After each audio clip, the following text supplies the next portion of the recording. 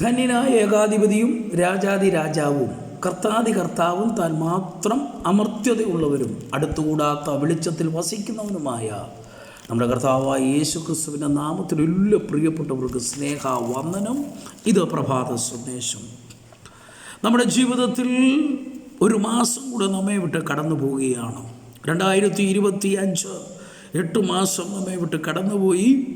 9ാം മാസത്തിൽ പ്രവേശിപ്പാൻ അതിൻ്റെ ആദ്യ ദിവസം ഒരു പകലൂടെ ഈ ആയുസ്സിൽ ദൈവം നമുക്ക് തന്നതിനായി ദൈവത്തിന് അധികമായി നന്ദി പറയുന്നു. കർത്താവ് എല്ലാവരെയും ഈ പുതിയ മാസം ദൈവികമായ അനുഗ്രഹങ്ങളാൽ വാഗ്ദത്തങ്ങളാൽ നിറയ്ക്കട്ടെ എന്ന് ആശംസിക്കുന്നു, പ്രാർത്ഥിക്കുന്നു. ദാവീദ് ഇങ്ങനെ പാടുന്നു: ഞാൻ ജീവനുള്ളവരുടെ ദേശത്ത് യഹോവയുടെ നന്മ കാണുമെന്ന് വിശ്വസിച്ചില്ലെങ്കിൽ കഷ്ടം. യഹോവയെങ്കിൽ പ്രത്യാശ വയ്ക്കുക, ധൈര്യപ്പെട്ടിരിക്കുക, നിന്റെ ഹൃദയം ഉറച്ചിരിക്കട്ടെ, അതേ യഹോവയെങ്കിൽ പ്രത്യാശ വെക്കുക. ഈ 27 സങ്കീർത്തനത്തിൻ്റെ 13-14 വാക്യങ്ങളിൽ നമുക്ക് തന്നിരിക്കുന്ന ഒരു വലിയ ദൈവികമായ ഒരു ഉറപ്പ്, ഒരു വാഗ്ദത്തം എങ്ങനെ നമ്മൾ പ്രാപിച്ചെടുക്കണമെന്നത് നമ്മളെ അവിടെ പഠിപ്പിക്കുകയാണ്. ഞാൻ ജീവനുള്ളവർ ദേശത്ത് യഹോവയുടെ നന്മ കാണുമെന്ന് വിശ്വസിച്ചില്ലെങ്കിൽ കഷ്ടം. നാം ജീവനോടെ ദൈവസന്നിധിയിലായിരിക്കുമ്പോൾ നമ്മുടെ ജീവിതയാത്രയിൽ എനിക്ക് നന്മ പ്രാപിക്കുവാൻ കഴിയും, എനിക്ക് വിടുതൽ പ്രാപിക്കുവാൻ കഴിയുമെന്ന ഉറപ്പ്, ആ ധൈര്യം, ആ ഒരു പ്രത്യാശ എന്ന് പറയുന്നത്, അതാണ് നമ്മുടെ ജീവിതത്തിൻ്റെ ഏറ്റവും വലിയ വിജയമെന്ന് പറയുന്നത്. സ്തോത്രം. നമ്മുടെ വാഗ്ദത്തങ്ങൾ ദൈവം നമ്മുടെ മേൽ തന്നിരിക്കുന്ന ആ ഉറപ്പ്, ദൈവസന്നിധിയിൽ നമുക്ക് ലഭിക്കാൻ പോകുന്ന വിടുതലിനെ കുറിച്ചുള്ള ഉറപ്പ്, അതാണ് നമ്മുടെ ജീവിതത്തിൻ്റെ ഏറ്റവും വലിയ സ്വത്തെന്ന് പറയുന്നത്, വിജയമെന്ന് പറയുന്നത്.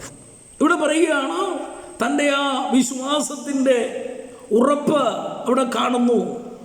ഞാൻ യഹോവയുടെ നന്മ കാണുമെന്ന് വിശ്വസിച്ചില്ലെങ്കിൽ അതെത്ര കഷ്ടമാണ്. ഞാനതുകൊണ്ട് ദൈവത്തിൽ ആശ്രയിക്കുന്നതുകൊണ്ട് എന്താ പ്രയോജനം? ഞാനങ്ങനെ വിശ്വസിച്ചില്ലെങ്കിൽ, ഞാനങ്ങനെ പ്രത്യാശിച്ചില്ലെങ്കിൽ, ഞാനങ്ങനെ ധൈര്യപ്പെട്ടില്ലെങ്കിൽ എൻ്റെ ഈ ജീവിതം കൊണ്ട്, എൻ്റെ ഈ ഭക്തിയുള്ള ജീവിതം കൊണ്ട്, ക്രിസ്തീയ ജീവിതം കൊണ്ട് എന്താണ് ഗുണമുള്ളത്? ഇവിടെ നമുക്ക് കാണുവാൻ കഴിയുന്നു, ഞാൻ ജീവനുള്ളവർ ദേശത്ത്, എന്നെ ആക്കിയിരിക്കുന്ന ദേശത്ത്, ഞാൻ ജീവനോടെ ജീവിക്കുന്ന ദേശത്ത്, അതെവിടെയായി ആയാലും ഞാൻ ജീവിക്കുന്ന ദേശത്ത് എനിക്ക് ദൈവത്തിൻ്റെ നന്മ കാണുവാൻ കഴിയണം, എനിക്ക് ദൈവത്തിൻ്റെ നന്മ, അനുഗ്രഹങ്ങൾ പ്രാപിക്കുവാൻ കഴിയണമെന്ന ഉറപ്പ് ഈ ദിവസങ്ങൾ നമുക്കുണ്ടായിരിക്കട്ടെ. 8 മാസം ദൈവം നമ്മളെ നടത്തി അടുത്ത മാസത്തിലേക്ക് നമ്മൾ പ്രവേശിച്ചിരിക്കുമ്പോൾ നമ്മുടെ ജീവിതത്തിൽ ഒരു നല്ല പ്രത്യാശ ഉണ്ടായിരിക്കണം. ഇവിടെ ഭക്തൻ പറഞ്ഞു, യഹോവയിൽ പ്രത്യാശ വയ്ക്കുക, ധൈര്യപ്പെട്ടിരിക്കുക, നിന്റെ ഹൃദയം ഉറച്ചിരിക്കട്ടെ. വീണ്ടും ആവർത്തിച്ചു പറയുകയാണ്, അതെ യഹോവയെങ്കിൽ പ്രത്യാശ വെക്കുക. നമ്മുടെ ജീവിതത്തിൽ ഒരു പ്രത്യാശ, ഒരു ധൈര്യം നമുക്കുണ്ടായിരിക്കട്ടെ.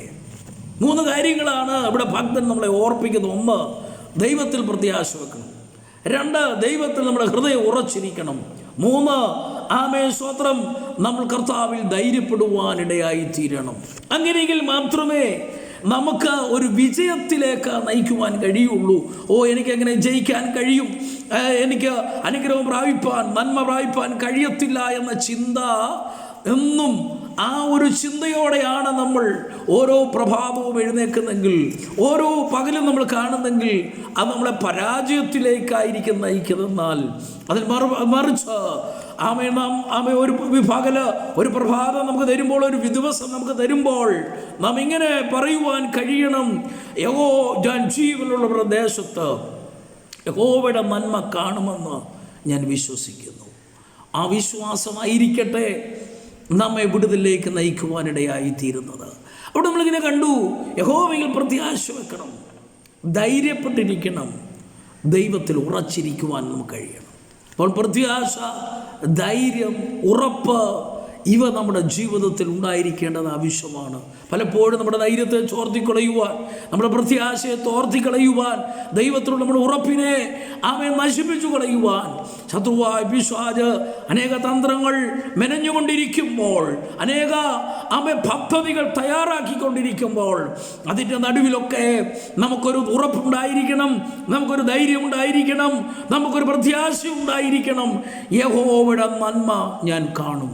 ഞാൻ മാത്രമല്ല, എൻ്റെ തലമുറകൾ, എൻ്റെ ജീവിതത്തിൽ എൻ്റെ പ്രിയപ്പെട്ടവർ യഹോവയുടെ നന്മ കാണും, അവരനുഗ്രഹം പ്രാപിപ്പാനിടയായി തീരുമെന്നുള്ള ഒരു വലിയ പ്രത്യാശ നമ്മുടെ ജീവിതത്തിൽ ഉണ്ടായിരിക്കട്ടെ. ഈ പുതിയ മാസത്തിൽ, ഈ 9-ാം മാസത്തിൽ നമുക്കൊരു നല്ല ഉറപ്പുണ്ടായിരിക്കട്ടെ. എന്താ? ഞാൻ യഹോവയുടെ നന്മ കാണും. യഹോവയുടെ ദൈവസന്നിധിയിൽ നിന്ന് എനിക്ക് അനുഗ്രഹം പ്രാപിപ്പാൻ കഴിയും, വാഗ്ദത്തങ്ങളെ പ്രാപിപ്പാൻ കഴിയും. പ്രാർത്ഥിച്ചു കൊണ്ടിരിക്കുന്ന വിഷയങ്ങൾക്ക് ദൈവം എനിക്ക് മറുപടി തരുമെന്നുള്ള ഒരു വലിയ ഉറപ്പ് നമുക്കുണ്ടായിരിക്കട്ടെ. ഈ പുതിയ മാസത്തിൽ ആ വിടുതലുകൾ, അനുഗ്രഹങ്ങൾ പ്രാപിക്കുവാൻ സർവശക്തനായ ദൈവം നമ്മെ എല്ലാവരെയും സഹായിക്കട്ടെ എന്ന് പ്രാർത്ഥിക്കുന്നു, ആശംസിക്കുന്നു. ഈ പുതിയ മാസം എല്ലാ നന്മകളും അനുഗ്രഹങ്ങളും ലഭിതാൽ നൽകട്ടെ എന്ന് ആശീർവദിച്ചുകൊണ്ട് ദൈവസന്നിധിയിലിരിക്കുന്നു.